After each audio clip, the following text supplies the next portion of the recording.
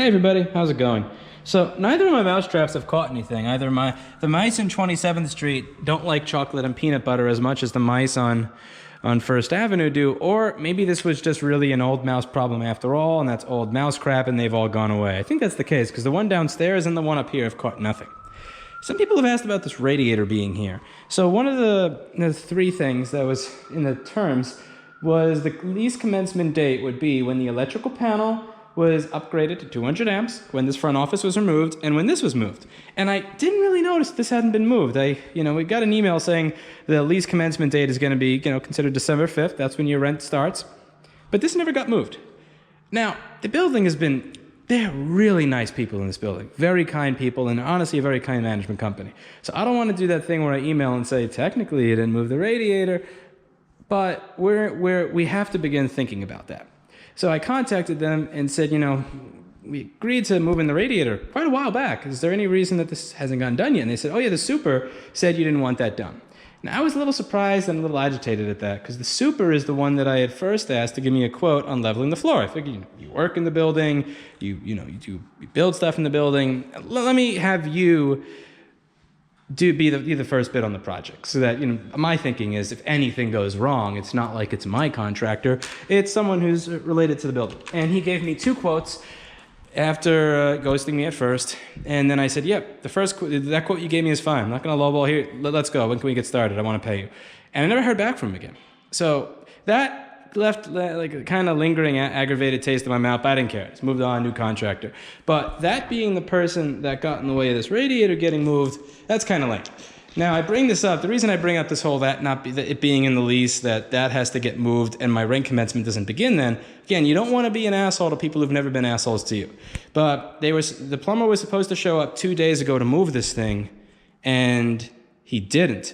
So we're going to see. He's supposed to show up tomorrow, and if he shows up tomorrow and moves the radiator, then we're good. But if he doesn't show up and move the radiator, then I'm going to have to be a bit of a dick to the building and say, listen, we both signed a document that says I don't start paying rent until this is moved.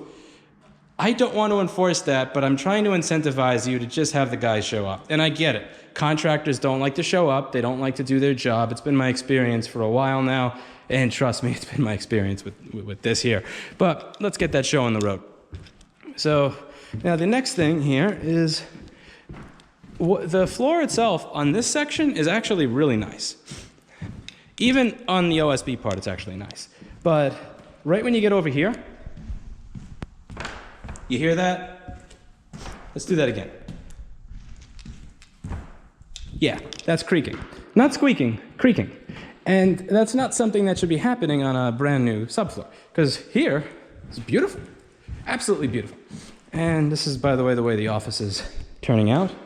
This stuff is obviously not finished and not set, but this is I made it a nice purple because I thought it would be nice to have something calming.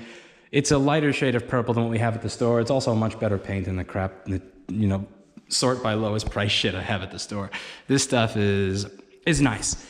If you put water on a paper towel and try to wipe a stain off there, the paint doesn't come with it, with just plain water. So this is nice calming color that I want to do for here as well, because again, when you're just dealing with PM sleep S4L pulsing at 1 in the morning, you want calming. You don't want red acoustic panels all over the place in the room. But yeah, this section is beautiful. It's nice, works, but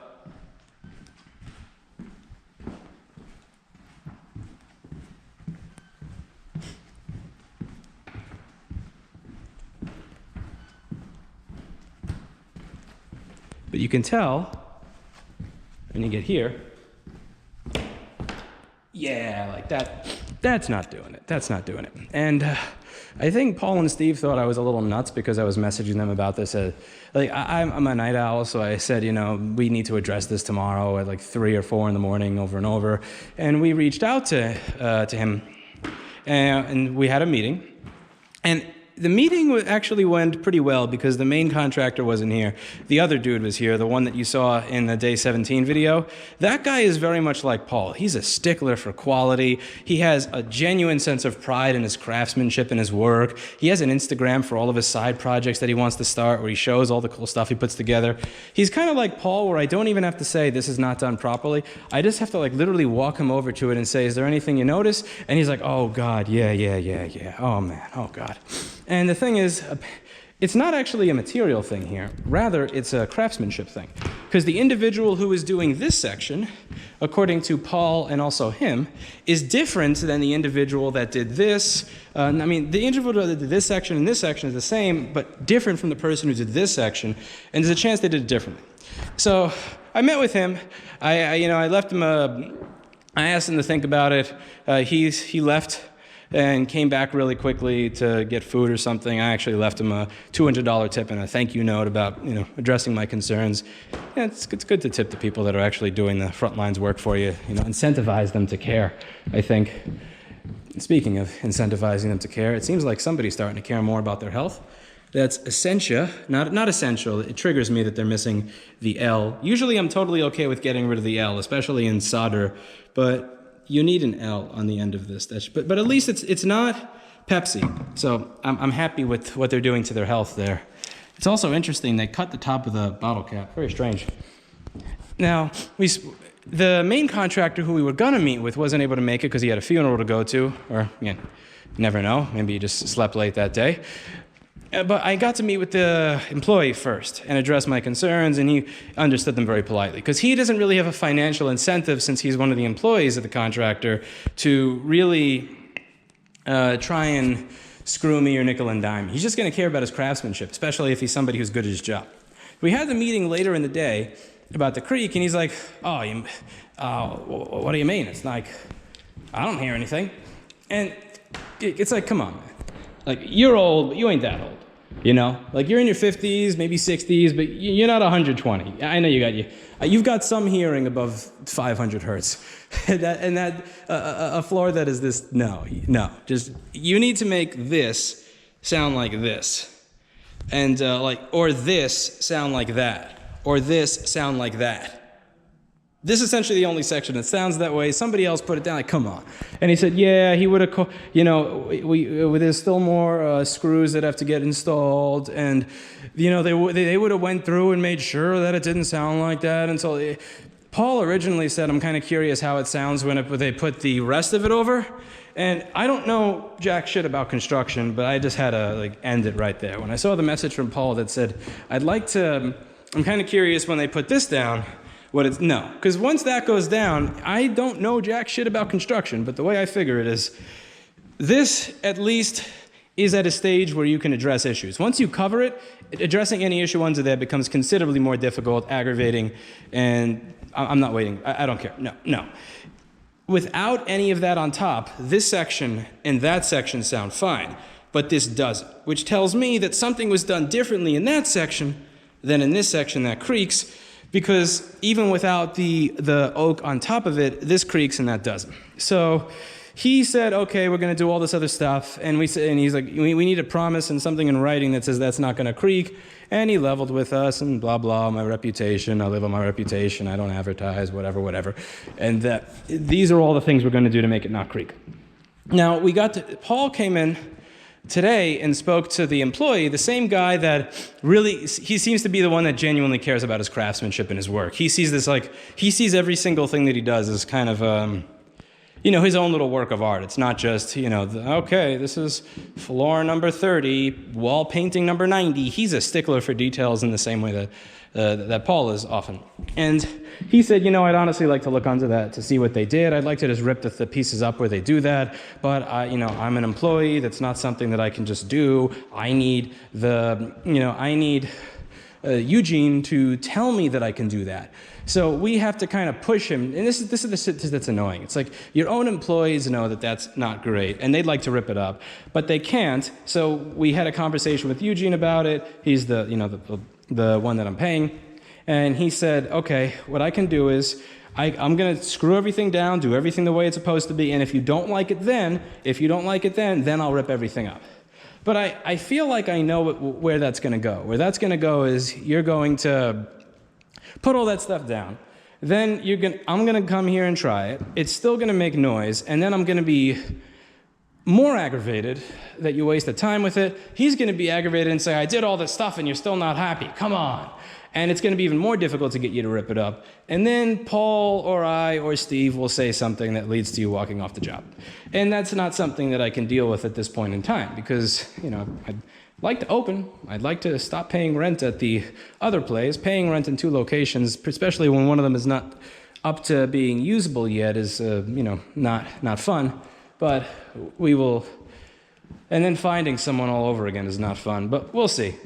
We'll see. I would be lying if I said that this entire process is just not a process that kind of raises your blood pressure. I'd definitely be lying if I said that stuff just doesn't raise your blood pressure, because it kind of does, especially if you're a person that just is used to providing the service that people pay for, and not not going back and forth about how, trust me, even though this happened, it's fine. It's just not the kind of thing that I'm used to, and not something that I have a lot of patience for. And I think the reason I don't have a lot of patience for it is because of the effort that all of us here put in when dealing with our own customers. And the way it just kind of winds up making me feel at the end of the day, something that I talked about on the live channel in one of those bike videos, is that I have this feeling like we just don't belong in New York City. We're not supposed to be here. It just, at the end of the day, even if it's something that someone else did, it still just kind of contributes to that general feeling that we are disturbing others here, that we should not be here. Because anytime you're trying to get something done and you don't have $1 million, it just seems to go wrong.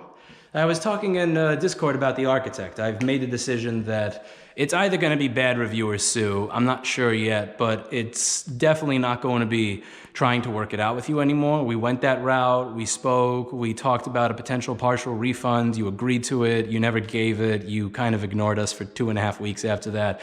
Either bad or it's annoying, Like, we came to you at $7,200 and said, hey, is there any... Would you be able to, help us design the space, help us, work out where things should be, help us throughout the process? And like some people have asked, why is the wall this far out?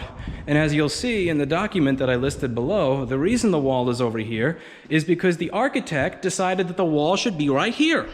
And our contractor saw that plan and thought, I don't think I can put a wall through a fucking electrical panel. So I'm not going to do that. I'm going to put it here.